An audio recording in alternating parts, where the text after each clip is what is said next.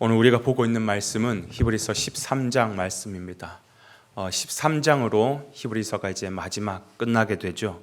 지금까지 히브리서가 우리에게 보여준 말씀이 무엇이었습니까? 도대체 믿음이란 무엇인가? 라는 주제였죠. 여러분, 우리의 믿음이 언제 드러날까요? 좋을 때요? 상황이 다 잘 돌아갈 때요? 그렇지 않습니다. 그때는 모두가 다 믿음이 좋습니다. 우리의 믿음이 진짜인지 가짜인지 언제 드러나냐면 히브리서의 배경이 되는 정말 이런 고난과 어려움과 눈물 짓는 그런 고통이 있을 때에 그때 내가 가지고 있는 믿음이 진짜 믿음인지 아니면 가짜 믿음인지 정확하게 드러나게 되는 것이죠. 우리의 믿음의 대상인 예수 그리스도는 우리가 받고 있는 이 고난보다도 훨씬 더 크신 분이다. 그러니까 지금 당장에 어떤 고난을 피하기 위해서 예수를 버린다? 그거는 모든 것을 다 버린 것과 같다. 그러나 내가 이 고난을 감수하고서라도 예수를 끝까지 붙잡는다? 그 가운데 진정한 생명이 있고 영원한 생명이 있다라고 우리에게 말씀해 주고 있는 것이죠. 그렇다면 오늘 우리가 살펴볼 마지막 부분은 뭐냐 하면, 그러면 이런 눈물 많고 고통 많은 이 세상 가운데서 어떻게 사는 것이 그 믿음대로 사는 것이냐라는 것을 우리에게 보여주고 있어요. 여러분, 오늘 우리가 살아가는 세상도 히브리서의 그 배경과는 조금 다르겠지만 여전히 이 세상도 눈물 많고 고통 많고 그런 참 어려운 시대를 우리가 살아가고 있습니다. 이런 시대에서 우리가 어떻게 사는 것이 믿음으로 사는 것일까? 소위 옛날에 은혜를 받았다라는 성도님들의 모습을 보면, 옛날에는 은혜 받으면 다 뭐 되겠다 그래요? 난 목사 되겠습니다. 사모 되겠습니다. 그러면 저 사람 믿음 대단하다 그렇게 생각했거든요.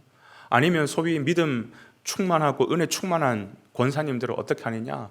모든 걸 다 제쳐두고 막 산꼭대기 올라가서 소나무 뿌리 뽑는다고 막 그러면서 기도하러 기도원 다니는 분들도 많았죠. 야, 그러면 믿음 대단하신 분이다. 뭐 그렇게 생각했을 겁니다. 주를 위하여 내가 목숨도 바치겠습니다. 뭐 아골 골짜기도 어디든지 가겠습니다. 뭐 교회를 뭐 몇 채나 세우고 그런 대단한 일을 해야 믿음이 굉장히 좋은 분이다라고 생각했을 때도 있었죠. 물론 그게 나쁘다라는 건 아닙니다. 굉장히 귀한 것이겠죠, 그죠? 그런데 다 목사가 되고, 그죠? 다 산속에 들어가서 기도하면 내 가정은 누가 지키고, 오늘 이 눈물 많은 세상 가운데 고통 많은데 이 가운데서 누가 이 세상 사람들에게 복음을 전하겠습니까? 여러분, 진짜 믿음으로 산다라는 게 뭘까요? 오늘 본문에는 그 하나님과의 관계, 즉 믿음을 가지고 내 일상의 삶에서도 그것을 녹아낼 수 있는 사람, 그것을 풀어낼 수 있는 사람이 그게 진짜 믿음의 사람이라고 얘기하고 있어요. 여러분, 우리를 향한 하나님의 뜻이 뭘까요? 누가복음 3장에 보니까 두 벌 옷을 가지고 있는 사람은 옷이 없는 사람에게 한 벌 나눠줄 수 있는 것, 이게 하나님의 뜻이라는 거예요. 세리들은 부과된 것 외에 걷지 않는 것, 군인들은 백성들을 강탈해서 빼앗지 아니하고 내가 받는 급여를 만족해야 할 줄 아는 것, 이게 하나님이 우리를 향하신 뜻이라는 거예요. 그러니까 뭐 어떤 대단한 것을 원하는 줄 알았는데 굉장히 상식적인 거예요. 그런데 가장 기본적인 이 상식을 지켜지지 않으면서도 우리는 뭘 생각하냐면 하나님의 뜻, 대단한 거라고 생각하는 것이에요. 믿음도 마찬가지입니다. 어떤 대단한 것을 하는 게 믿음이 아니라, 오늘 본문 전체를 한번 보십시오. 1절 한번 볼까요? 형제 사랑하기를 계속하고, 2절 손님 대접하기를 잊지 말고, 3절 갇힌 자를 생각하고 학대받는 자를 생각해 주는 것, 4절 결혼을 귀하게 여기는 것. 무슨 말이에요? 믿음이 하나님과의 관계라고 한다면 그 믿음을 가지고 내 삶의 현장에 와서 내 삶의 현장에서 만나는 수많은 관계 속에서도 그 하나님과 맺었던 그 관계, 그 믿음의 모습을 풀어낼 수 있는 것, 녹여낼 수 있는 것, 이게 진짜 믿음이라는 것이에요. 계속해서 한번 보십시오. 5절에 돈을 사랑하지 말고, 7절에 너희를 인도하는 자들을 생각하며, 8절, 9절에 여러 가지 교훈, 다른 교훈에 끌리지 마라. 이거는 뭐냐면 멀리 할 것을 멀리 할 줄 아는 것, 이게 믿음이라는 거예요. 가까이 해야 될 것은 가까이 할 줄 알고 멀리 해야 될 것은 멀리 할 줄 아는 것, 가장 기본적이고 상식적인 것. 사실 우리 가운데 죄가 죄인 줄 모르고 범하는, 실수로 죄를 범하는 사람들이 그렇게 많지는 않습니다. 대부분 우리가 죄를 짓는 그 가운데 보면 그게 죄인 줄 알면서도 스스럼 없이, 아니 너무 대담하게 대범하게 그 죄를 범하는 경우가 태반이죠. 대부분이죠. 내가 하나님을 사랑하노라, 하나님 믿노라 하면서도 내 일상의 삶 속에서는 내 하고 싶은 대로 사는 것, 그게 진짜 믿음일까? 계속해서 한번 보십시오. 15절에 항상 찬송의 제사를 하나님께 드리고, 17절에 너희를 인도하는 자들에게 순종하고 복종하라. 여러분, 진짜 믿음은 뭐냐 하면 하나님 앞에 온전한 예배로 나아가는 거예요. 그리고 그 예배를 집례하는 목회자들을 존중할 줄 아는 것.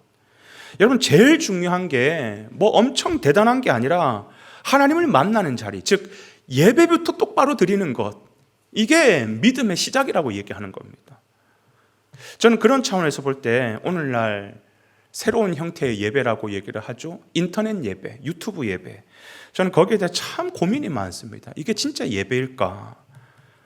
특별한 상황에 놓인 사람들, 예를 들어 병상에 계시는 분들, 뭐 출장을 가시는 분들, 또 뭐 제가 지금 생각하지 못하는 특별한 상황 가운데 계시는 분들에게는 인터넷 예배가 정말 예배가 될 수 있겠죠. 그런데 예배를 드릴 수 있는 상황임에도 불구하고 그냥 자다가 일어나는 대로 뭐 예배 드리지 뭐 하면서, 그러면서 인터넷을 켜서 예배 드리는 것, 그게 진짜 예배일까? 저는 진짜 많이 고민했었거든요. 3년, 4년 내내 계속 고민하는 가운데 제 안에 결론이 딱 내려졌어요. 죄송하지만 인터넷 예배 아닙니다. 절대로 그 예배 아닙니다. 아니, 목사님, 나는 은혜 받으려고 이 예배, 저 예배, 나는 인터넷을 통해서 많이 은혜를 받으려고 하는데요. 아니요.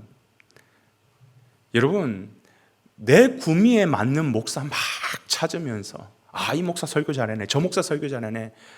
요즘에는 말씀 가지고 쇼핑하고 있어요. 어느 설교가 마음에 드나, 어떤 설교가 더 좋은가, 어느 목사가 요즘에 인기 많나, 쇼핑하듯이 그렇게 예배를 드리고 있어요. 여러분, 솔직히 내 교회에서 주일날 주어진 그 말씀도 다 지켜 행하기가 그렇게 어려운데, 그렇게 막 인터넷 찾으면서 막 이 목사 저 목사님 설교 막 들으면서 뭐만 키워나가는 거예요? 내 믿음을 키워나가고 하나님 앞에 순종의 삶을 키워나가는 게 아니라 귀만 키워나가는 거예요. 귀만 키워나가는 거예요. 그래가지고 막 듣는 귀는 엄청나게 밝아가지고 목사 설교 막 판단하고 있고, 우리 목사 설교는 재미없어, 우리 목사 설교는 이래서 문제야, 그러고 있는 거예요. 그게 믿음이냐라는 거예요. 그게 믿음이냐. 여러분, 오늘 하나님께서 우리에게 들려주신 이 고난의 세상 가운데서 진짜 믿음으로 사는 것은 뭐냐 하면 어떤 대단한 거 하라고 얘기하고 있지 않습니다. 가장 기본적이고 가장 상식적인 것을, 너가 나를 사랑하듯이 이 세상 가운데서 너가 만나는 삶의 현장에서 만나는 사람들을 사랑할 줄 알고, 존중할 줄 알고, 귀히 여길 줄 알고, 멀리 해야 될 것이 있으면 그게 죄라고 한다면 그 죄를 멀리 할 줄 알고, 무엇보다도 하나님을 만나는 자리가 예배 자리라고 한다면 예배를 귀히 여길 줄 알고, 그 예배 자리에서 내 생명을 걸 수 있는, 이거 누구든지 할 수 있는 거잖아요. 누구든지 할 수 있는 것. 여러분, 다른 어떤 것에 영향받지 마시고 하나님의 말씀 이거라고 한다면 내 믿음의 기초부터 단단히 다져나가는, 그리고 귀한 복된 삶으로 여러분의 믿음이 하나님 앞에 증명될 수 있는 귀한 은혜의 하루가 되시기를 주님의 이름으로 축원해 드립니다.